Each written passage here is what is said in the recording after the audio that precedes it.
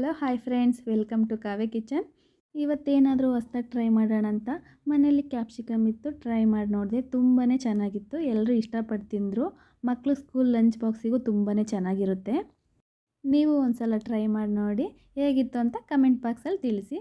ಈಗ ಇದನ್ನು ಹೇಗೆ ಮಾಡೋದು ಅಂತ ಹೇಳ್ಕೊಡ್ತೀನಿ, ಬನ್ನಿ. ನಾನಿಲ್ಲಿ ಒಂದು ಬಾಣಲಿನ ಇಟ್ಕೊಳ್ತಾ ಇದ್ದೀನಿ. ಈಗ ಬಾಣಲಿ ಬಿಸಿ ಆದಮೇಲೆ ಈಗ ಅದಕ್ಕೆ ಸ್ವಲ್ಪ 2 ಸ್ಪೂನ್ ಆಯಿಲ್ ಹಾಕ್ಕೊಳ್ತಾ ಇದ್ದೀನಿ. ಎಣ್ಣೆ ಬಿಸಿಯಾಗಿದೆ.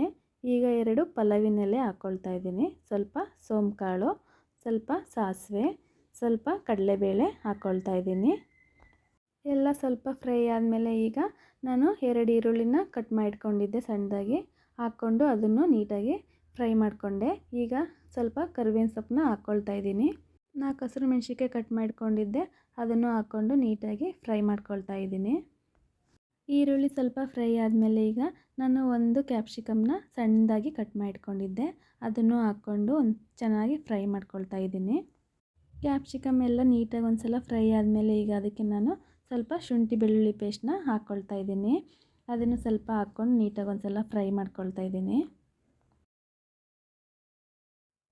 ಒಂದು ಟೊಮೊಟೊ ತಗೊಂಡು ಸಣ್ಣದಾಗಿ ಕಟ್ ಮಾಡಿಟ್ಕೊಂಡಿದ್ದೆ, ಅದನ್ನು ಹಾಕ್ಕೊಂಡು ಫ್ರೈ ಮಾಡ್ಕೊಳ್ತಾ ಇದ್ದೀನಿ. ನೀಟಾಗಿ ಒಂದು ಸ್ವಲ್ಪ ಎಣ್ಣೆಲಿ ಚೆನ್ನಾಗಿ ಫ್ರೈ ಮಾಡ್ಕೋಬೇಕು. ಈಗ ರುಚಿಗೆ ತಕ್ಕಷ್ಟು ಉಪ್ಪನ್ನ ಹಾಕ್ಕೊಳ್ತಾ ಇದ್ದೀನಿ, ಸ್ವಲ್ಪ ಅರಿಶಿನ ಪುಡಿ ಹಾಕ್ಕೊಳ್ತಾ ಇದ್ದೀನಿ. ಈಗ ಒಂದು ಸಲ ಎಲ್ಲ ಚೆನ್ನಾಗಿ ನೀಟಾಗಿ ಒಂದು 2 ನಿಮಿಷ ಚೆನ್ನಾಗಿ ಫ್ರೈ ಮಾಡ್ಕೋಬೇಕು. ಚೆನ್ನಾಗೆಲ್ಲ ಫ್ರೈ ಆಗಿದೆ. ಈಗ ಸ್ವಲ್ಪ ನಾನು ಗರಂ ಮಸಾಲೆ ಪೌಡ್ರನ್ನ ತಗೊಂಡು ಹಾಕ್ಕೊಳ್ತಾ ಇದ್ದೀನಿ. ಈಗ ಒಂದು ಅರ್ಧ ಸ್ಪೂನು ಸೋಯಾ ಸಾಸ್ನ ಹಾಕ್ಕೊಳ್ತಾ ಇದ್ದೀನಿ. ಹಾಕ್ಕೊಂಡು ನೀಟಾಗಿ ಒಂದು ಸಲ ಎಲ್ಲ ಚೆನ್ನಾಗಿ ಮಿಕ್ಸ್ ಮಾಡ್ಕೋಬೇಕು. ಮಿಕ್ಸ್ ಮಾಡಿಕೊಂಡು 1 ನಿಮಿಷ ಚೆನ್ನಾಗಿ ಫ್ರೈ ಮಾಡಿಕೊಂಡ್ರೆ ಸಾಕು. ನೋಡಿ, ಎಲ್ಲ ಚೆನ್ನಾಗಿ ಫ್ರೈ ಆಗಿದೆ. ನಾನೀಗ ಸ್ಟವ್ನ ಆಫ್ ಮಾಡಿಕೊಂಡು ಈಗ ಮೊದಲೇ ಅನ್ನ ಮಾಡಿಟ್ಕೊಂಡಿದ್ನಲ್ಲ, ಅದನ್ನು ಈಗ ಹಾಕ್ಕೊಂಡು ಎಲ್ಲ ನೀಟಾಗಿ ಕಲಿಸ್ಕೊಳ್ತಾ ಇದ್ದೀನಿ. ನೀಟಾಗಿ ಒಂದು ಸಲ ಎಲ್ಲ ಮಿಕ್ಸ್ ಮಾಡಿಕೊಂಡು ಕೊನೆಯಲ್ಲಿ ಸ್ವಲ್ಪ ಕೊತ್ತಂಬರಿ ಸೊಪ್ಪನ್ನ ಉದುರಿಸ್ಕೊಂಡು ಮಿಕ್ಸ್ ಮಾಡಿಕೊಂಡ್ರೆ ಹಾಗೆ ಹೋಯಿತು ಕ್ಯಾಪ್ಸಿಕಮ್ ಮಸಾಲ ಚಿತ್ರಾನ್ನ. ಈ ರೆಸಿಪಿ ವಿಡಿಯೋ ಇಷ್ಟ ಆದರೆ ಒಂದು ಲೈಕ್ ಮಾಡಿ. ಹಾಗೆ ನನ್ನ ಚಾನಲ್ಗೆ ನೀವು ಯಾರು ಇನ್ನೂ ಸಬ್ಸ್ಕ್ರೈಬ್ ಮಾಡ್ಕೊಂಡಿಲ್ಲ ಅಂದರೆ ಈಗಲೇ ಹೋಗಿ ನನ್ನ ಚಾನಲ್ನ ಸಬ್ಸ್ಕ್ರೈಬ್ ಮಾಡ್ಕೊಳ್ಳಿ. Thank you.